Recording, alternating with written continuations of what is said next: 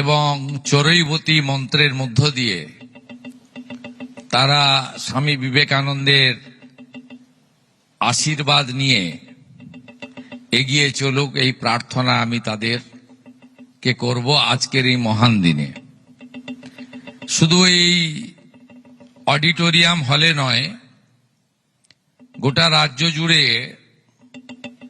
আমার অতি প্রিয় কন্যা রত্নরা এই কর্মসূচিতে যুক্ত হয়েছেন।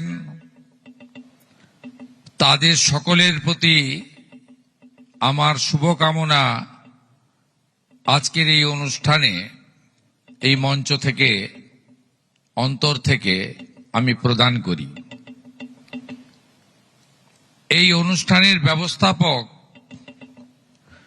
পশ্চিমবঙ্গ সরকারের শিশু ও নারী কল্যাণ দপ্তর, তার স্বাধীন দায়িত্বপ্রাপ্ত মন্ত্রী সম্মানীয়া শ্রীমতী মালতী রাভা রায় মহোদয়া, তাকে বিশেষভাবে ধন্যবাদ জানাই। মাত্র 100 দিনের কাছাকাছি হওয়া সরকারের এই কর্মসূচি সুন্দরভাবে তিনি আয়োজন করতে পেরেছেন। ধন্যবাদ জ্ঞাপন করি রাজ্যের পূর্ণমন্ত্রী, জনপ্রিয় মন্ত্রী এবং নারীর অধিকার এবং সুরক্ষার প্রশ্নে তার দীর্ঘ লড়াই মানুষ দেখেছে এর আগে বিধায়ক হিসেবে, সম্মানীয়া অগ্নিমিত্রা পাল মহোদয়া, তাকে আমি যথাযথ সম্মান জানাই। পশ্চিমবঙ্গ মন্ত্রিসভার আমার বোনেরা যারা এখানে এসেছেন সদস্যা, রাষ্ট্রমন্ত্রী শ্রীমতী পূর্ণিমা চক্রবর্তী, শ্রীমতী সুমনা সরকার, শ্রীমতী কলিতা মাঝি মহোদয়া, তাদেরকেও আমি ধন্যবাদ জ্ঞাপন করি। আমাদের মধ্যে উপবিষ্ট আছেন এসিএস পদমর্যাদার এডুকেশন ডিপার্টমেন্টের কর্মোদ্যোগী প্রধান সচিব বিনোদ কুমার আইএস, এই দপ্তরের প্রধান সচিব মৌমিতা গোদারা বসু মহোদয়া আইএস, এই এত বড় কলকাতা শহরের যিনি শুধু কমিশনার নয়, এখন প্রশাসক, তিলোত্তমা নগরীকে যিনি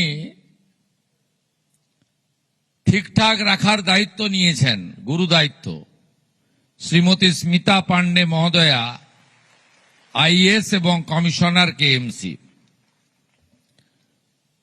আমাদের এই দপ্তরের সানা আক্তার মহোদয়া সহ সমস্ত আধিকারিক বৃন্দ এবং সহযোগী বৃন্দ এবং বিভিন্ন স্কুল শিক্ষা প্রতিষ্ঠানের আচার্যগণ, শিক্ষিকা বৃন্দ এবং প্রেস মিডিয়ার বন্ধু সহ প্রশাসনের সকল স্তরকে আমি অভিনন্দন জ্ঞাপন করি। ইতিমধ্যে মাননীয় প্রধান সচিব থেকে আমার সতীর্থ 2 মন্ত্রী মহোদয়া আজকের কর্মসূচির গুরুত্ব এবং উদ্দেশ্য জানিয়েছেন। আমাদের এই সরকার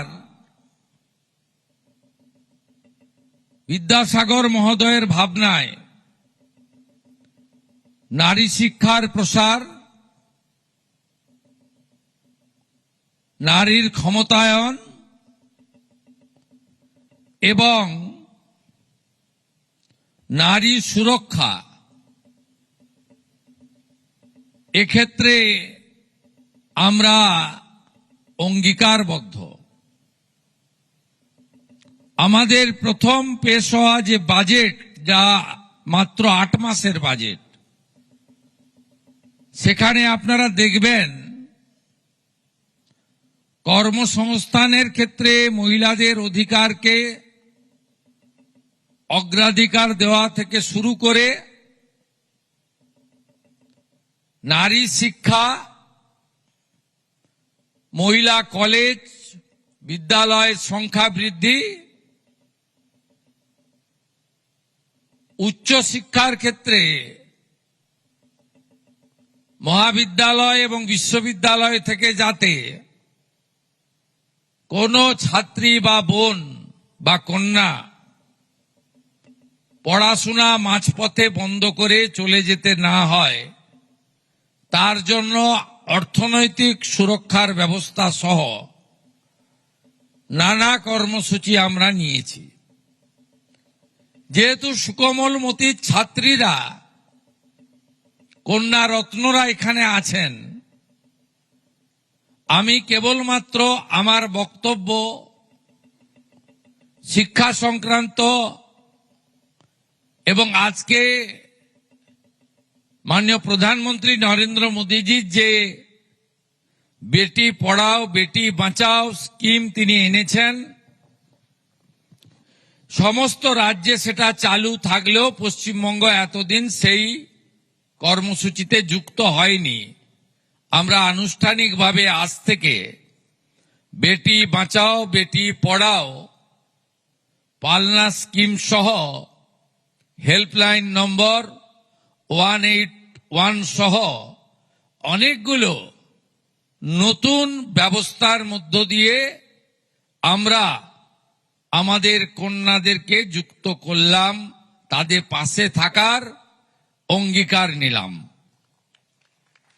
আমি চাই আমাদের ছাত্রীরা, কন্যারা তারা আরো বেশি করে শিক্ষাক্ষেত্রে এবং সমাজকে আরো বেশি করে শক্তপোক্ত মজবুত করার ক্ষেত্রে অগ্রণী ভূমিকা নিক। দেশপ্রেম, রাষ্ট্রবাদ, জাতীয়তাবাদ তার জাগরণের ক্ষেত্রে আমাদের কন্যারা আগামী দিনে মা মাতঙ্গিনী হাজরার ভূমিকা গ্রহণ করুক, এটাই আমি চাইব।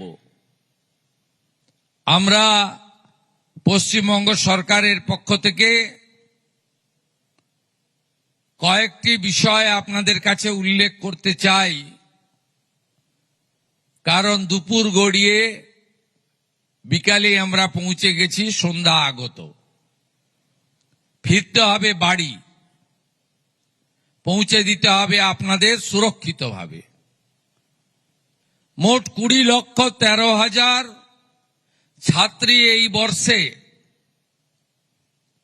বিগত সরকারের যে কর্মসূচি ছিল ছাত্রীদের অর্থ প্রদান, আমরা সমপরিমাণ এবছর দিচ্ছি। এবারে পাচ্ছেন 20 লক্ষ ওর বেশি। বিদ্যালয়গুলি ভেরিফিকেশন করে 10,13,000 টাকা আজকে ট্রান্সফার শুরু হলো। বিদ্যালয়গুলি যখন যত তাড়াতাড়ি পাঠিয়ে দেবেন, আমরা তত তাড়াতাড়ি এই তাদের জন্য বরাদ্দকৃত 400 কোটি টাকাই আজকে ট্রান্সফার করে দিলাম, তারা এই অর্থ পেয়ে যাবেন।